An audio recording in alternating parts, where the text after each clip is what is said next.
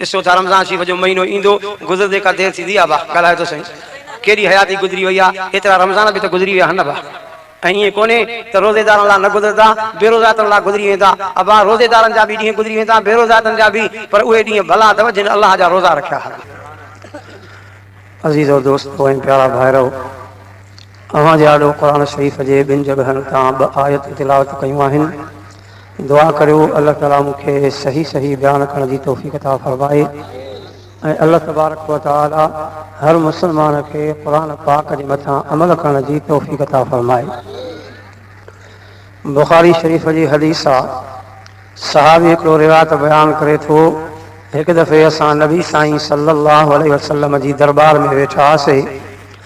तॾहिं ख़बर पई त नबी साईं जन उथी बीठा ऐं पाण फरमायाऊं, अॼु मां मोहम्मद जी दिलि चए थी त मां तव्हांखे हिकिड़ी क़यामत जी ॻाल्हि ॿुधायां।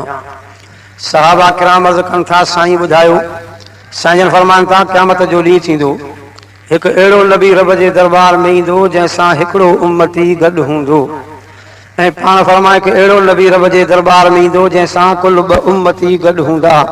ईअं बयानु कंदे कंदे फरमाइनि था, हिकु अहिड़ो नबी रब जे दरबार में ईंदो जंहिंजी ओभर बि उम्मत हूंदी त ओलह बि उम्मत हूंदी। सहाबा किराम अर्ज़ कनि था, साईं इहो कहिड़ो नबी हूंदो? साईं जन फरमाइनि था, मूसा अलैहिस्सलाम हूंदो। अलाह जा नबी मूसा अलैहिस्सलाम जी एॾी उम्मत। पाण फरमाइनि था, मां मोहम्मद जी ॻाल्हि पूरी न थी आहे। हिकु अहिड़ो नबी रब जे दरबार में ईंदो जंहिंजी चइनी तरफ़नि खां उम्मत हूंदी। सहाबा किराम अर्ज़ कनि था, साईं इहो केरु नबी हूंदो? साईं जन फरमाइनि था, इहा मां मोहम्मद करीम सल्लल्लाहु अलैहि वसल्लम जी उम्मत हूंदी। ऐं पाण फरमाइनि था, भला ॿी ॻाल्हि बि ॿुधायां, चेसि ॿुधायो। फरमाइनि था, मां मोहम्मद करीम जी एॾी उम्मत हूंदी न, इन में 70,000 अहिड़ा मुंहिंजा उम्मती हूंदा जंहिंसां अलाह हिसाब ई न कंदो, बिना हिसाब जे जन्नत में हलिया वेंदा। ऐं पाण फरमायो, भला इहा ॻाल्हि बि ॿुधायां त इहे 70,000 केरु आहिनि जेके बिना हिसाब जे जन्नत में वेंदा? चए साईं ॿुधायो। फरमाइनि था, मुंहिंजे उम्मत में 3 क़िस्मनि में अथव 70,000 वारा बिना हिसाब वारा। पहिरें नंबर ते उहे मुंहिंजा उम्मती जेके अलाह जे ज़ात में ईमान रखनि त नफ़े जो मालिक बि अलाह हुआ त नुक़सान जो मालिक बि अलाह हुआ। तव्हां बि सभई ज़ोर सां चओ, नफ़े जो मालिक बि अलाह हुआ, चओ नुक़सान जो मालिक बि। इहे सरबान तौहीद वारा। केरु सरबान अबा? कुझु ॻाल्हाईंदा हलो, इहे केरु सरबान? तौहीद वारा।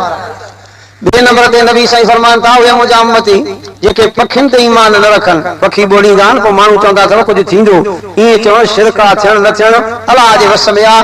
पखियुनि ते ईमान रखनि, ईमान अलाह जे ज़ात में रखनि, इहे बि तौहीद वारा। 3 नंबर ते नबी साईं फरमाइनि था, मुंहिंजो उम्मती बीमार थी पए, दवा वठी अचे, दवा खाए, शिफ़ा मिलेसि, पोइ वॾे आवाज़ सां ईअं चवंदो अचे त दवा में शिफ़ा न आहे, शिफ़ा ॾियण वारो